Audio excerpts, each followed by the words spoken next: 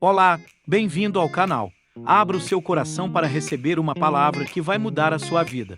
Compartilhe, se inscreva e deixe o seu like. Efésios capítulo 3, 14 diz assim: por esta causa,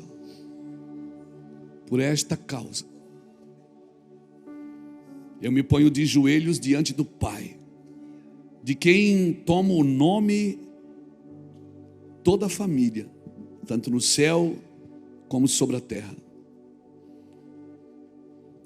para que, segundo a riqueza da sua glória, vos conceda que sejais fortalecido com poder, mediante o seu espírito do homem interior, e assim habite Cristo no vosso coração, pela fé, estando vós arraigados e alicerçados em amor, a fim de poderes compreender com todos os santos qual é a largura e o comprimento e a altura e a profundidade, e conhecer o amor de Cristo que excede a todo entendimento, para que sejais tomados de toda a plenitude de Deus. Ora, aquele que é poderoso para fazer infinitamente mais do que tudo quanto pedimos ou pensamos, conforme o seu poder que opera em nós. A Ele seja glória na igreja e em Cristo Jesus por todas as gerações, para todos sempre. Amém. Capítulo 4. Rogo-vos, pois, eu, o prisioneiro no Senhor, que andeis de modo digno da vocação em que foste chamado, com toda a humildade e mansidão, com longanimidade, e suportando-vos uns aos outros em amor, esforçando-vos diligentemente por preservar a unidade do Espírito no vínculo da paz. Há somente um corpo e um Espírito, como também fostes chamado numa só esperança da vossa vocação. Há um só Senhor, há uma só fé, há um só batismo, há um só Deus e Pai de todos, o qual é sobre todos e age por meio de todos e está em todos. Aleluia. Aleluia. Meu Deus, o livro de Efésios é fantástico, né, irmãos? O livro de Efésios é talvez uma das cartas mais sobrenaturais de Paulo. Eu gosto muito de estudar Efésios. Ali tem para o patrão, tem para o empregado, tem para a esposa, tem para o marido, tem para o filho, tem para o pai, tem para a igreja. É uma carta completa, até para a guerra espiritual. No final, depois ele fala tudo, organiza tudo, ele diz: olha, vocês fiquem firmes, né? Use o capacete da salvação, calce os pés do evangelho, use a espada da lei, coloque o escudo da fé, a couraça da justiça, né? Depois de fazer tudo, fiquem firmes, lutem, guerreiem, né? E vivam, sejam plenos. O livro de Efésios é maravilhoso. Eu oro muito, porque muitas vezes você vai ver Paulo explicando e depois ele dizendo: por causa dessas coisas eu faço isso. Ele fala uma coisa e depois diz: por causa dessas coisas eu faço isso. Ele está sempre explicando por que ele faz o que faz, porque ele acredita naquilo que ele acredita. Irmãos, é tão interessante que Deus, ele fez o homem à sua imagem e à sua semelhança. E a primeira regra para o homem, a primeira ordem para o homem é: não faça para ti imagem. Deus diz: você é uma imagem, mas não faça para ti imagem, porque você é a minha imagem e a minha semelhança. Irmãos, porque se nós criamos imagens, a imagem vai tirar você da imagem. Nós criamos, e quando eu falo de imagem, eu não estou falando só a imagem de escultura, né, que é alvo de idolatria. Não, eu estou falando de qualquer imagem. E eu acredito que o Senhor está preparando uma igreja que não tem muita imagem. Uma igreja que você já me ouviu falar isso. A igreja vai cansar da internet, irmão. Daqui a pouco a igreja cansa. A internet é boa, A gente está transmitindo os cultos aqui, deve ter gente em casa, gente que oferta pela internet. Hoje, grande parte dos recursos dessa casa entra pela internet. Né? A gente liga um telefone, uma live, 3.000 pessoas. Nós temos muitos cursos na internet. A gente viaja o Brasil, às vezes as pessoas não conseguem ir, elas assistem pela internet. Mas tem um jeito de fazer igreja que é toque, que é abraço, que é beijo, que é comer o cachorro quente depois do culto, aquele molho que corre no braço. Oh meu Deus, coisa boa ser crente. Sentar na roda para falar mal dos outros. Eu sei que você não faz isso, eu só estou, né, assim, minhas elucubrações aqui. Mas é bom demais ser crente. A vida cotidiana da igreja é coisa gostosa, irmãos. A gente fala da igreja, às vezes eu mesmo sou pastor da igreja. Eu até estava pregando essa semana, sexta-feira, em Balneário, até falei isso, de um cara que ele naufragou. Ele foi o único sobrevivente de um naufrágio, ficou numa ilha por 20 anos. Depois, quando acharam ele na ilha, chegaram lá na ilha, tinha 3 construções. Ele construiu as 3 construções, com areia do mar, com pedra, com palha, com tronco de árvore. 20 anos, cara, tem que fazer alguma coisa. Aí, cara, chegaram, né, acharam ele na ilha, daí o pessoal chegou na ilha para resgatá-lo, acharam, eu estou aqui há 20 anos. É mesmo, cara? Estava aqui no navio que naufragou há 20 anos. E essa casa aqui, eu fiz para me morar. Você que fez? Sim, foi eu que fiz essa casa para me morar. E aquela outra construção? É porque eu sou crente. Aí, eu fiz uma casa para me morar, eu fiz uma igreja para me congregar. Mas tinha uma terceira construção. Ela disse, e aquela terceira construção? Não, é porque eu congregava aqui, mas eu tive problema nessa igreja. Aí eu fui congregar naquela. O cara sozinho, ele conseguiu ter problema com a igreja, irmão. Ele disse, não, eu congregava aqui, mas daí eu me decepcionei aqui. Aí eu fiz aquela lá.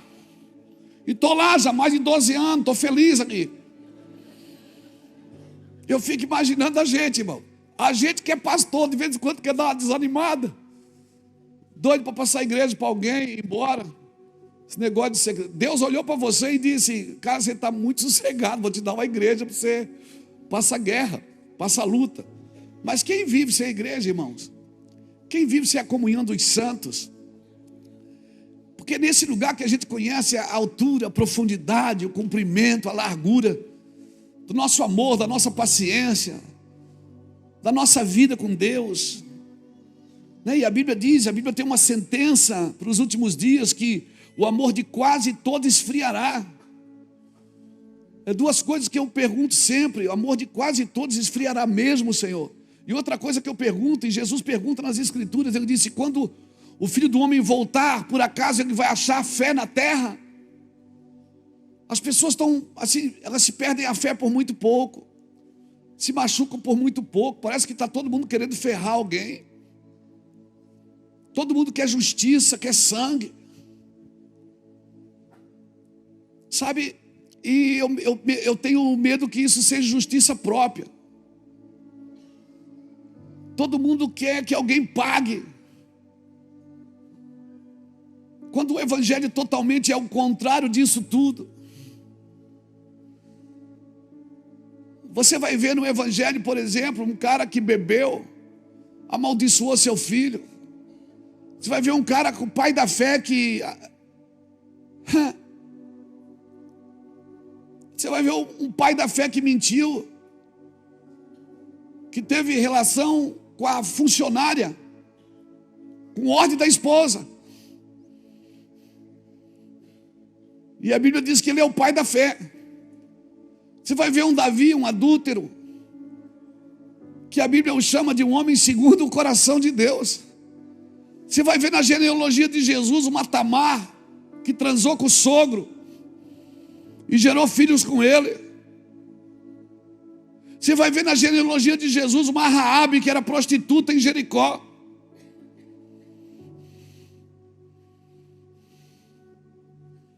Você vai ver na Bíblia assassino virando profeta.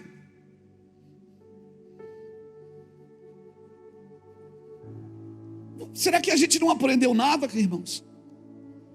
Será que a nossa justiça própria, a nossa fé, a gente perdeu, a gente não tem mais misericórdia de ninguém? E quando você tem misericórdia de alguém, as pessoas acham que é possível. Irmãos, é possível amar sem concordar com o erro. Ei, é possível amar sem concordar com o erro. Mas hoje, quando você ama alguém, é porque você concorda com o erro dela. Sabe, eu e Iraci estávamos conversando em casa. A Iraci, às vezes ela sai da caseira, eu não acredito que a igreja do Senhor está nesse lugar hoje.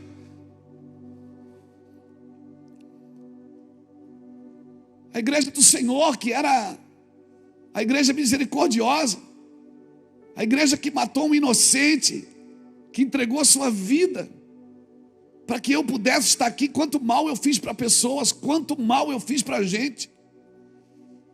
Quantas pessoas entraram nessa igreja aqui, que eu tive relacionamento íntimo com elas. Minha esposa sentada aqui na primeira fila. Quantas pessoas que entraram aqui que eu sabia quem matou o filho dela, quem chutou, quem assaltou. Eu sou da cidade, irmão. Eu tenho 57 anos. Quantas pessoas que entraram aqui na igreja, eu corria para o colo da Iraci ou para o colo do Jackson. Jackson, ora comigo. Por quê? Porque fulano de tal chegou aqui.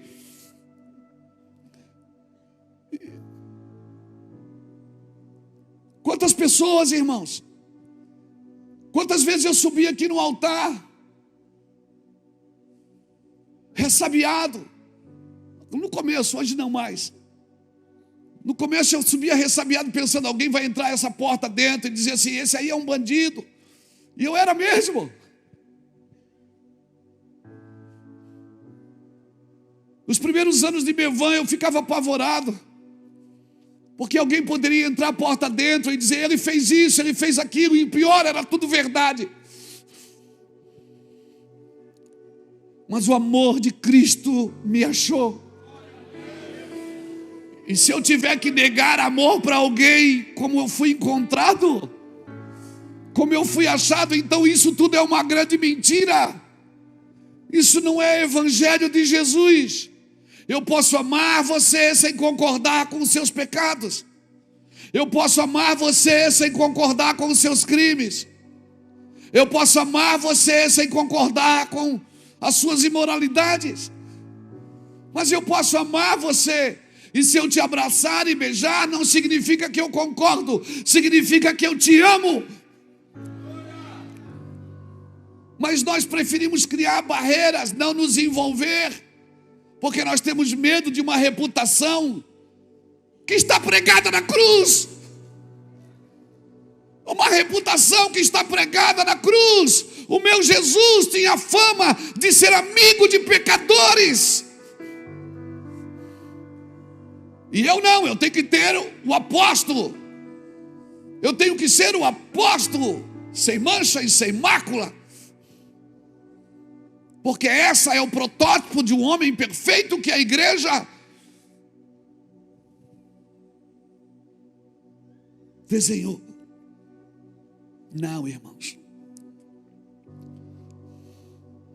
O homem que eu acabei de ler, a carta que ele escreveu, foi um assassino. Arrastava mulheres, crianças, matava famílias inteiras porque elas adoravam a Cristo. E ele se tornou um homem que um dia encontrou Jesus. Quantos males esse homem fez, quantos males. Aquele homem que escreveu aquele cântico, a maravilhosa graça, a graça maravilhosa, aquela canção.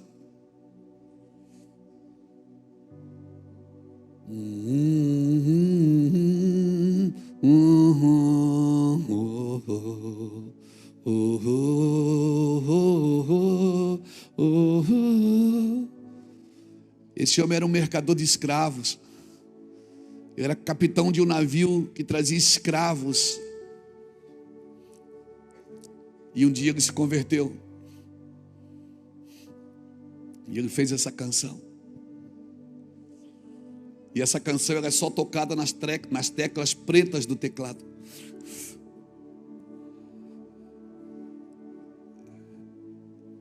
E ele começou a cantarolar os gemidos que ele ouvia no porão, os escravos cantando.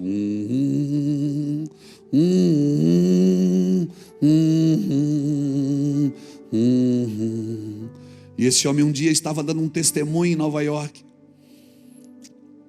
E alguém ficou de pé e disse: meu pai foi um dos homens que você trouxe.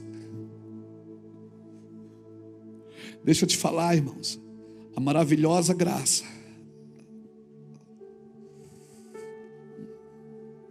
Eu vou te falar, nós temos tudo tão perfeito e organizados como igreja. Mas como foi dito desde o começo desse culto, se eu não tiver amor, nada disso importa. Então eu quero pedir que você lute por essas duas coisas. Duas coisas que nós temos que lutar para que não aconteça na nossa vida. Às vezes nós estamos gerando proteção em lugares que nós temos que gerar condição. E estamos gerando condição onde nós temos que gerar proteção. Irmão, o evangelho é para dar condição das pessoas se desenvolverem. O evangelho é para dar condição para as pessoas voltarem para Cristo, aceitarem a Cristo. E se você tem uma reputação para defender, você não pode ser um cristão. E se você tem uma reputação para defender, como você vai amar as pessoas? Como se alguém vai ver você com fulano? Viu Jesus com Zaqueu, dizia: como que ele é crente se ele anda com Zaqueu? Viu Jesus com um publicano, dizia: como que ele pode ser crente se ele anda com publicanos? Quando viam Jesus, ei, não pense que eu estou pregando essa mensagem para defender, não, para me defender, não. Eu estou pregando para abrir os olhos dos cristãos que estão perdendo o amor. Que estão perdendo o amor. As pessoas sempre querem que você escolha um lado. Você quer, qual é o lado que você vai escolher? O lado do crime, da vítima ou do criminoso? Você não tem lado, o seu lado é o de cima. Você ama todos os dois lados. Você ama quem cometeu o crime e você ama a vítima. Você se coloca no lugar da vítima e sofre porque você também é pai e avô. Mas você também se coloca no lugar de quem praticou o crime, porque você... Isso não foi minhas práticas, mas eu já estive lá, eu sei como as pessoas pensam. Você também se coloca no lado da família de quem cometeu um crime. Deixa eu te falar uma coisa, irmãos. E nós temos que escolher um lado. Você é de direita ou de esquerda? Eu sou do alto, irmão. Eu sou do alto. Eu quero salvar a gente dos dois lugares, dos dois lados. Parece que a gente está sempre tem que escolher um lado. Você é bom ou você é mau. Você não é perfeito. Nós somos do lado de cima, irmão. Então vou dar um recado para você: cultive todas as pessoas, porque certamente algumas brotarão. Cultive todas as pessoas que você puderem, porque certamente algumas brotarão. Não desperdice semente, não corra em vão, não compre lugares de evidência ou favores com coisas. Não compre lugares de evidência com necessidade dos outros, com situação dos outros. Não compre lugares de evidências. Não faça prosélito. Irmãos, cultive pessoas. Joga semente, alguma vai brotar. Amém? Não perca a viagem. Deus não perde a viagem. Deus não perde a viagem. Amém, irmãos? Mas quer que eu ganhe se eu amar uma pessoa que não merece o meu amor? Você ganha. Aqui na casa, aqui no restaurante comunitário, aqui. Hoje eu não consigo mais fazer isso, viajo muito, mas eu ia ali toda semana, para não dizer todo dia. Toda semana, principalmente quando era aqui atrás, a gente dava a palavra. Todo o Júnior começava a dar a palavra, eu vinha dar uma palavra. O restaurante ali, um dia eu estava ministrando. Aí tinha o irmão, o Zé. O Zé vinha com um papelote de crack e dizia assim: ei, pastor, tudo bem? Eu disse: tudo bem. Ô, pastor, posso fazer uma pergunta? Eu disse: pode. Por que vocês dão comida para nós? Eu digo: você precisa comer, Zé. Ele disse: você quer levar nós para a tua igreja, fala a verdade. Eu digo: não, Zé, não quero levar você para a igreja. Ele disse: até porque a gente não tem nada para dar para vocês, né? Ainda me zoou ainda tirou uma onda. Eu disse: não, Zé, não tem nada a ver com isso. A gente dá comida para vocês porque vocês precisam comer. Ele disse: tá, mas eu vou sair daqui, ó, tirou a pedra do bolso. Eu vou fumar essa pedra aqui. Eu disse: pior para você. Pelo menos se você fumar pedra, você vai fumar de barriga cheia. Ele disse: então você está perdendo tempo. Eu disse: por quê? Porque vocês estão dando comida para mim, ó. Cara, eu não quero mudar, eu amo essa vida, eu gosto da rua. Eu digo: mas você não precisa comer? Eu disse: então deixa a gente dar comida para você. Ele disse: mas é perca de tempo. Eu disse: Zé, Deus não perde tempo. Porque se você que vem aqui comer não é transformado, nós que estamos dando a comida estamos sendo transformados. Porque nós estamos perseverando até o fim. Nós estamos acreditando, Zé, que um dia ele começou a chorar, irmãos. Ele começou a chorar. Não passou alguns dias, ele procurou o meu irmão Júnior. Foi para a casa de recuperação, trabalhou aqui com a gente. Aqui ficou 2 ou 3 anos trabalhando aqui na igreja. Então lance a semente na terra. Alguém vai brotar, meu irmão. Alguém vai brotar. Por estas coisas é que eu me ponho de joelhos. Você acha que eu fico de joelho para a igreja crescer? Você acha que eu fico de joelho para Deus me dar alguma coisa? Não. Para que a semente brote, para que a semente do evangelho brote. Porque eu fui chamado, você foi chamado para encorajar, respaldar e inspirar pessoas a amar a Cristo. Nós fomos chamados para isso, irmãos. Assim fazem as pessoas que governam com o coração de Deus. Irmão, Deus vai fazer tudo por você. Você crê que Deus faz tudo por você? Ele faz, mas Ele não vai fazer o que é para você fazer. O que é para você fazer, Deus não fará, meu irmão. Deus não fará. Mas por que o mundo não leva a gente a sério como igreja, pastor? Porque nós, como igreja, precisamos levar Deus a sério. Para o mundo levar a gente a sério, nós precisamos levar Deus a sério. Faz um voto? Faz. Falou que vai cumprir? Cumpre. Falou que vai orar? Ora. Falou que vai renunciar? Renuncia. A igreja, ela não necessita aprender com as demandas do mundo. A igreja aprende com Cristo. E a maneira de Deus alcançar, a maneira de Deus para alcançarmos justiça e santidade é renúncia, irmão. A maneira que a gente tem para alcançar justiça e santidade é renúncia. É primeiro pela entrega, depois pelo esforço. Não adianta ter esforço se não tem entrega. Eu sempre digo uma frase aqui, que Deus só dá reforço aonde tem esforço. Se não tiver esforço, Deus não dá reforço, irmão. Sabe que tem pessoas que Deus coloca do seu lado para treinar você? Para treinar você em amor, para treinar você em perseverança, para treinar você em longanimidade. Amém? Para a gente aprender a andar em lugares espirituais. O culto estava rolando aqui, os irmãos profetizando, porque eles não cantaram hoje eles profetizaram. Estavam profetizando o que está acontecendo. Estava conversando com o Fábio ali, e vai gerando um ambiente espiritual, irmãos. E nós temos que cuidar, porque num ambiente espiritual, eu e você não podemos liberar e nem cantar e nem liberar palavras que nós não estamos comprometidos com ela. Porque num ambiente espiritual a gente vai liberando palavra. À medida que o Espírito vai enchendo a gente vai ficando facinho, a gente começa a liberar palavras. Só que nós não podemos cantar e liberar palavras que nós não estamos comprometidos com ela. Porque eu e você já conhecemos o amor que nos salvou, amém? Sabe por que você está aqui? Porque você foi salvo. E você foi salvo por um amor que você já conhece ele. Só que tem um amor mais profundo que eu e você precisamos conhecer para Deus salvar os outros através da gente, irmãos. O amor que te salvou, esse você já conhece. Mas tem um amor que precisa passar por você, criar raízes em você para que você salve os outros. E esse amor é muito profundo, são dimensões. Ele é dimensional, irmãos.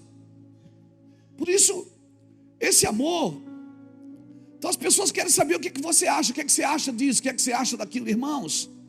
Eu não devo emitir opiniões naquilo que Jesus disse como verdade.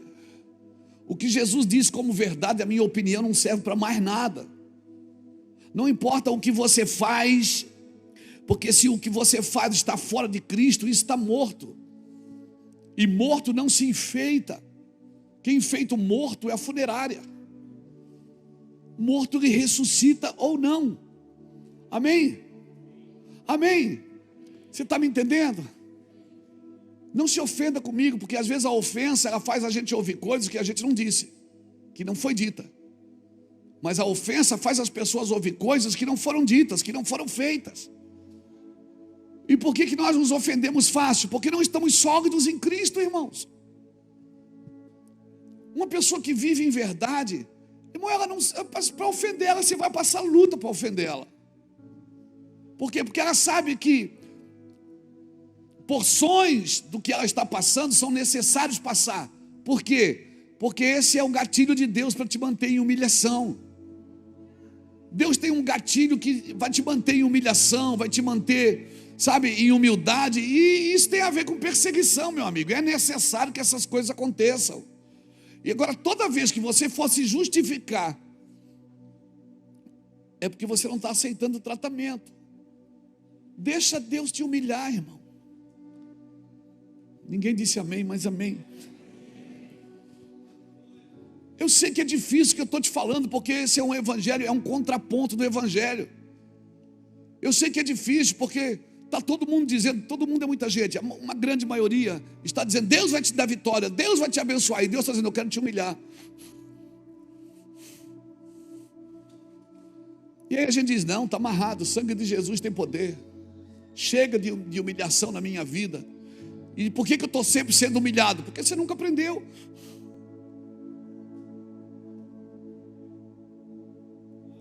Eu tenho sempre uma resposta para dar, um argumento para me defender. E quem é bom de argumento é ruim de arrependimento. Sabe, ninguém pode matar quem já morreu, irmão. Se você não tiver jogado no chão humilhado, quando vier você vai ficar muito grandão. Então, às vezes Deus tem que te manter lá embaixo, no chão, para quando chegar aquilo na sua mão, você celebrar. Celebra, porque você tem que celebrar o que Deus te dá mesmo. Celebra mesmo e, amém, celebra mesmo. Come a comida doce e bebe a bebida doce, porque essa é a tua porção aqui na terra. Celebra mesmo, aleluia. Tira selfie, ai que lindo. Põe de joelho. Paulo diz, é por essas coisas que eu me ponho de joelho. Por causa de vós, como prisioneiro de Cristo, andem na vocação em que vocês foram chamados. Se você tem uma consciência absoluta de dependência de Deus, você nunca vai ter a si mesmo como referência. Mas se você não tem uma consciência absoluta da dependência de Deus, você tem a si mesmo como referência. Eu não vivo mais sem eu me amo. E o resto que se dane. Toda ação que começa no homem não busca gerar espiritualidade. Toda ação que começa no homem na busca de gerar espiritualidade não tem poder nenhum contra a vaidade. Por quê, pastor? Porque pureza é diferente de santidade. Pureza começa no interior, santidade não. Por isso que você não pode começar uma doutrina de santidade sem pureza. Porque se você começar práticas de santidade, eu vou mudar de roupa para ser mais santo, eu vou mudar de penteado para ser mais santo, eu vou mudar minha postura para ser mais santo, sem pureza, isso vai virar religiosidade. A pureza vem de dentro. É por isso que é necessário, porque quem vê a Deus não são os que se santificam, são os puros de coração, eles verão a Deus. Por isso que toda prática de santificação que não começa na pureza interior, ela vai terminar em religiosidade. Se eu não sou grato, não sou comprometido com os planos de Deus, e aí o meu Deus passa a ser eu mesmo e o meu ego, e aquilo que eu acho ser verdade. Por isso que tem muitos donos da verdade na internet. Já perderam a comunhão com Deus. Já perderam a comunhão. Se o Senhor propõe cadeias para você, é cadeias que você tem que ter. Se o Senhor propõe algemas para você, é algemas que você tem que ter. Se o Senhor propõe açoites para você, é açoites que você tem que ter. Se o Senhor falou que esse ano você vai passar luta, você vai passar luta. Não vai para a igreja fazer campanha para sair da luta. Você vai passar luta com nobreza. E se depois dessa luta, sabe o que vai acontecer? Você vai ficar mais quebrantado, vai ficar mais amoroso, mais carinhoso, mais acessível. O ego vai embora, a soberba vai embora, aquela vaidade do inferno vai embora. Você vai ficar mais acessível às pessoas. As pessoas vão olhar e vão dizer: o que está acontecendo com ele? A pedagogia de Deus te ensinou a humilhação, te ensinou o que é depender completamente de Deus. Não é pecado ser humilhado.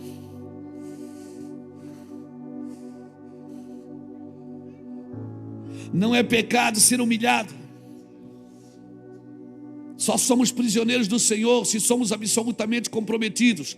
Só somos comprometidos se somos absolutamente gratos. Só somos gratos se somos totalmente dependentes do Senhor, reconhecendo a sua miserabilidade. Enquanto eu não reconhecer a minha miserabilidade, eu não posso entrar. Depois bota aqui para mim, para a gente terminando. Efésios capítulo 5, versículo 15 ao 18. Só do 15 ao 18 tá bom. E eu vou terminando aqui. Diz assim, Efésios 5, de 15 a 18. Portanto, vede prudentemente como andais, não como necios, e sim como sábios, remindo o tempo, porque os dias são maus. Por esta razão, não vos torneis insensatos, mas procurai compreender qual a vontade do Senhor. E não vos embriagueis com vinho, onde há dissolução, mas enchei-vos do Espírito. Esse vinho que Paulo está falando não é o vinho que você compra no mercado, a garrafa de vinho, Malbec, e outros vinhos bons que tem aí. Não é esses. Não é o vinho em garrafa. O vinho que Paulo está falando é o vinho da Babilônia, que está lá em Jeremias capítulo 50, que a Bíblia diz que Babilônia, ela embriagou as nações com o seu vinho. E o que é o vinho da Babilônia? Confusão. Então não entre em confusão dos outros, irmãos. Isso é confusão. A Babilônia embriagou as nações com o seu vinho. Paulo diz: vocês estão perdendo tempo com isso. Não entre em confusão. Enchei-vos do meu Espírito Santo. Não se embriaguem com confusão. Enchei-vos do Espírito Santo. Amém, irmãos? Amém. Por isso, um homem sem propósito, ele se distrai fácil com confusão, com prazer. Amém, amém, amém. Eu acho que a gente conseguiu fazer alguma coisa aqui hoje. Conseguimos? Vamos parar aqui então. Chega.